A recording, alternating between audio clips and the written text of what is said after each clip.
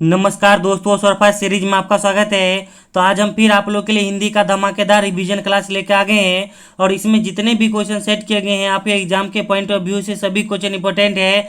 तो चलिए इस क्लास की शुरुआत करने से पहले बता दें, जो लोग अभी हमारे चैनल पर नए हैं आप हमारे चैनल को सब्सक्राइब कर लीजिए और घंटे के बटन को दबा दीजिए। तो चलिए इस क्लास की शुरुआत करते हैं। तो पहला क्वेश्चन है कि निम्न में कौन मौलिक सर्वनाम है।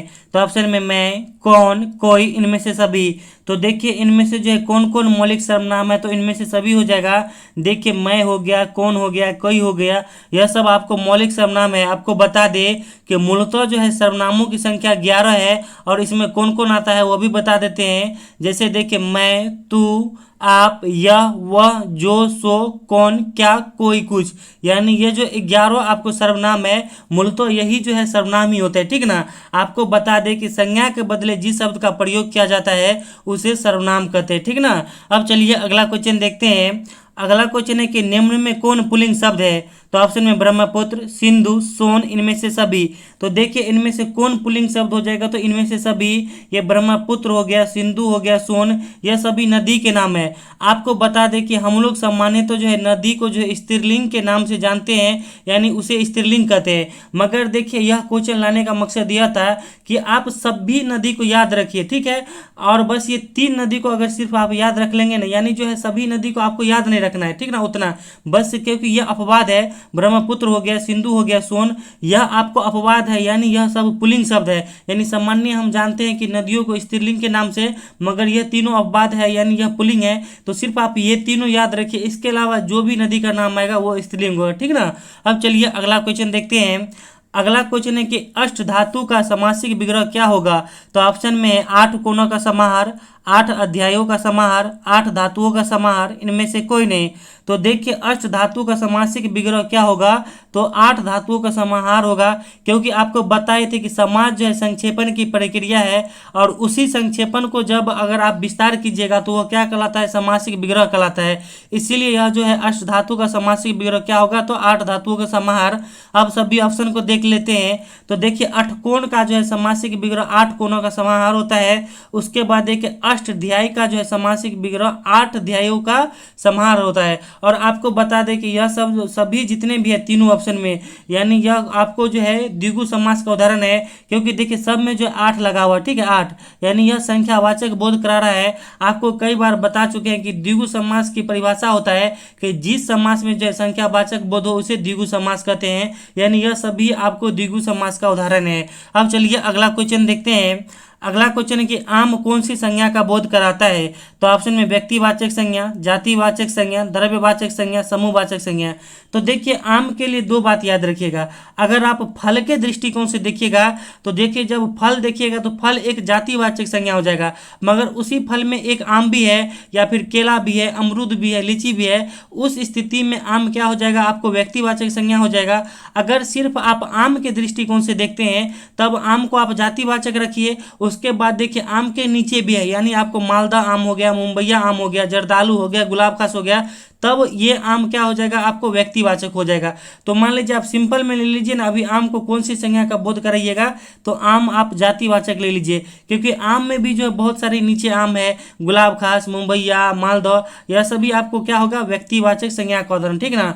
अब इसमें देख लेते हैं। देखिए द्रव्यवाचक संज्ञा का उदाहरण कौन हो जाएगा, जैसे चावल हो गया, घी हो गया, मोम हो गया, तेल हो गया, यह सब आपको द्रव्यवाचक संज्ञा का उदाहरण है। उसके बाद देखिए समूहवाचक संज्ञा का उदाहरण कौन कौन होता है, तो भीड़ हो गया, सेना हो गया, गुच्छा हो गया, यह आपको समूहवाचक संज्ञा का उदाहरण है। अब चलिए अगला क्वेश्चन देखते हैं। और आप लोगों को क्लास अच्छा लगता हो तो प्लीज वीडियो को लाइक कीजिए, हमें सपोर्ट कीजिए, अपने दोस्तों में भी इस क्लास को शेयर कर दीजिए। तो अगला क्वेश्चन है कि मैथिली भाषा का मुख्य केंद्र कहाँ है। तो ऑप्शन है मथुरा, अवध या अयोध्या, भोजपुर या बिहार, मिथिला या विदेह। तो देखिए मैथिली भाषा का मुख्य केंद्र कहाँ है, तो मिथिला या विदेह, या इसके जगह आपको जो है क्या रह सकता है, तो तिरहुत भी रह सकता है।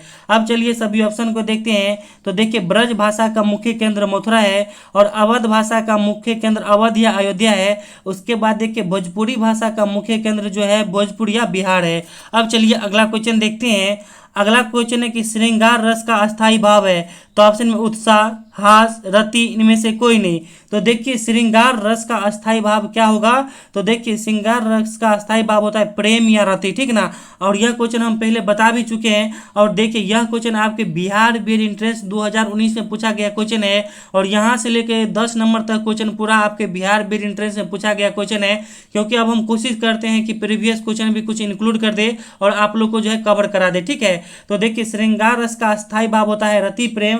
अब यहाँ से आपको बता दे कि देखिए इसके अस्थाई भाव यानी जो है रस के अस्थाई भाव की संख्या कुल 9 होता है। और आपको बता दें कि श्रृंगार रस को जो है रसराज भी कहा जाता है। अब चलिए अगला क्वेश्चन देखते हैं। अगला क्वेश्चन है कि सफाई में कौन सा प्रत्यय है? तो ऑप्शन में आई, अई, फाई, हर्षई नहीं दीर्घई है, ठीक ना।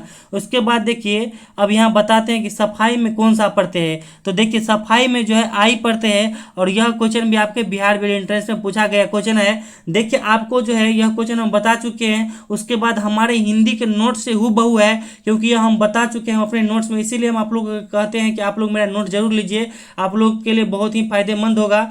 अब देखिए आई, ठीक ना। अब देखिए आपको बता दे कि आई से कौन कौन शब्द बने वाला रहता है, ठीक है। जैसे कठिनाई हो गया, बुराई हो गया, सफाई हो गया, इसमें आपको आई प्रत्यय लगा रहता है। और आपको बता दें कि प्रत्यय जो है शब्द के अंत में लगता है और शब्द के अर्थ को बदल देता है। और उपसर्ग की बात की जाए तो उपसर्ग जो है शब्द के पहले लगता है और शब्द के अर्थ को बदल देता है। अब चलिए अगला क्वेश्चन देखते हैं। अब अगला क्वेश्चन है कि किसी शब्द के पूर्व भाग में जुड़कर जो नया शब्द बनता है उसे क्या कहते हैं? तो ऑप्शन में सर्वनाम, विशेषण, प्रत्यय, उपसर्ग। और यह कई बार हम आप लोगों को बता चुके हैं और हमारे हिंदी के नोट्स में भी यह हूबहू दिया हुआ है।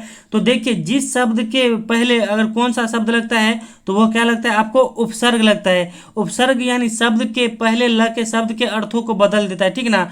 अब चलिए सभी ऑप्शन को देख लेते हैं। तो देखिए प्रत्यय जो है शब्द के बाद में लग के शब्द के अर्थों को बदल देता है। उसके बाद देखिए संज्ञा के बदले जिस शब्द का प्रयोग किया जाता है उसे सर्वनाम कहते हैं। और आपको बता दें कि संज्ञा और सर्वनाम की विशेषता बताने वाले शब्द को विशेषण कहते हैं। अब चलिए अगला क्वेश्चन देखते हैं। अगला क्वेश्चन है कि वह कौन सा समास है जिसका पूर्व पद विशेष्य होता है? तो आपको देखिए यह क्वेश्चन हम कई बार बता चुके हैं। पहले ऑप्शन देख लेते हैं। तो देखिए इसमें ऑप्शन में कर्मधारय, बहुव्रीहि, द्विगु, इनमें से कोई नहीं। तो देखिए यहाँ कह रहा है कि वह कौन सा समास है जिसका पूर्व पद विशेष्य होता है। तो आप याद कीजिए कि हमेशा हम कर्मधारय समास की परिभाषा बताते हैं ना कि जिस समास के जो है पहला पद विशेष्य और दूसरा पद विशेषण हो उसे कर्मधारय समास कहते हैं। तो इसका सही उत्तर क्या हो जाएगा जी? तो कर्मधारय। यहाँ पूछा है ना कि पूर्व पद यानी पहला पद विशेष्य, तो इसीलिए कहते हैं कि आप लोग हम जितना भी बोलते हैं आप नोट्स करते जाइए। उसके बाद जो भी स्टूडेंट मेरा नोट्स लिए आप उसे हूबहू रट जाइए, ठीक है। क्योंकि आपके एग्जाम में हमारे नोट्स से बहुत ही बेनिफिट मिलने वाला है। अब चलिए सभी ऑप्शन को देख लेते हैं। तो देखिए बहुव्रीहि समास का परिभाषा होता है कि जिस समास के कोई भी पद प्रधान ना हो उसे बहुव्रीहि समास कहते हैं। उसके बाद देखिए द्विगु समास की परिभाषा होता है कि जिस समास में संख्यावाचक बोध हो उसे द्विगु समास कहते हैं। अब चलिए अगला क्वेश्चन देखते हैं। अगला क्वेश्चन है कि निम्न में कौन अर्ध विराम चिन्ह है? तो ऑप्शन तो इसका देखिए नाम नहीं बताएंगे, डायरेक्ट हम आंसर बताते हैं। तो देखिए इसमें से जो है अर्ध विराम चिन्ह कौन हो जाएगा? तो देखिए ये हो जाएगा ए नंबर, यानी ये आपको ऐसे हो गया और ऐसे काट के, ठीक ना, ये अर्ध विराम। उसके बाद देखिए यह जो है बी नंबर अल्प विराम का चिन्ह है। उसके बाद सी में जो है प्रश्नवाचक चिन्ह है और डी में जो है विस्मयादि बोधक चिन्ह है। अब चलिए अगला क्वेश्चन देखते हैं। अगला क्वेश्चन है कि प्राचीन हिंदी का काल कब से कब तक माना जाता है? तो ऑप्शन में 1100 ईस्वी से 1400 ईस्वी, 1400 ईस्वी से 1850 ईस्वी और 1850 ईस्वी से अब तक। तो देखिए प्राचीन हिंदी का काल कब से कब तक माना जाता है? तो आपको बता दें कि प्राचीन हिंदी का काल जो है 1100 ईस्वी से लेकर 1400 ईस्वी तक माना जाता है। अब सभी ऑप्शन को देख लेते हैं। तो देखिए 1400 ईस्वी से लेकर 1850 ईस्वी तक जो है मध्यकालीन हिंदी का काल माना जाता है। उसके बाद देखिए 1850 ईस्वी से अभी यानी 2022 तक जो है आधुनिक हिंदी का काल माना जाता है। अब चलिए आगे बढ़ने से पहले बता दें कि हम धमाकेदार ऑफर के साथ जो है बिहार बीएड अंतिम समय में तैयारी के लिए जो है स्पेशल नोट्स हम आप लोग को दे रहे हैं। यह मेरा नंबर है 7050387142। इससे पहले जो है हम 99 यानी 100 रुपया लेके नोट्स दे रहे थे।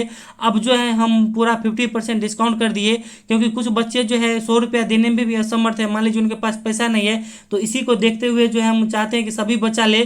तो आप लोग मेरा नोट जरूर लीजिए। मात्र आप जो है इस नंबर पे 7050387142 इस नंबर पे फोन पे या गूगल पे करके आप 49 रुपया पेमेंट कीजिए और हमें सभी नोट लीजिए। अब चलिए अगला क्वेश्चन देखते हैं।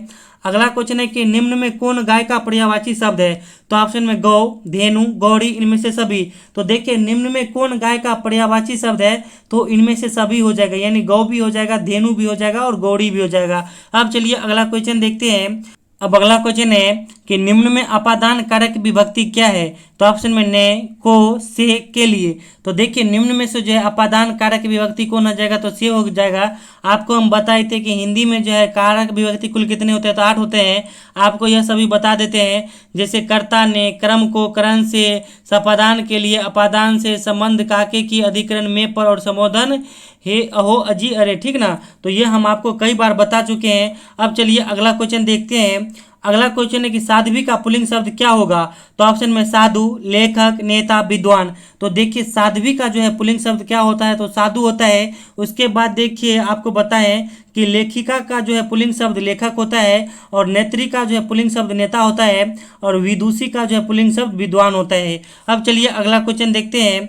अगला क्वेश्चन है कि रामचरितमानस की भाषा क्या है? तो ऑप्शन में भोजपुरी, मैथिली, ब्रज भाषा, अवधी। तो देखिए रामचरितमानस की भाषा कौन है? तो अवधी है। और आपको बता दें कि रामचरितमानस के लेखक कौन है? तो तुलसीदास जी हैं। अब चलिए अगला क्वेश्चन देखते हैं। अगला क्वेश्चन है कि दिनकर किस रस के कवि माने जाते हैं? तो ऑप्शन में है रौद्र रस, करुण रस, वीर रस, श्रृंगार रस। तो देखिए दिनकर जो है यानी रामधारी सिंह दिनकर जो है वीर रस के कवि हैं। अब इनके बारे में बता दें कि देखिए दिनकर जी जो है दूसरे जो है हिंदी साहित्य के राष्ट्र कवि है, ठीक है। और पहले जो है हिंदी साहित्य के राष्ट्र कवि कौन है? तो मैथिली शरण गुप्त है। और आपको बता दें कि दिनकर जी का जो है कुछ रचनाएं हैं, जैसे उर्वशी हो गया, रसीम रति हो गया, इनकी प्रमुख रचनाएं हैं। अब चलिए अगला क्वेश्चन देखते हैं। अगला क्वेश्चन है कि कलेजे पर सांप लौटना मुहावरे का अर्थ है? तो ऑप्शन में दुखी होना, ईर्ष्या से जल उठना, दुश्मनी निकालना, दीनता प्रकट करना।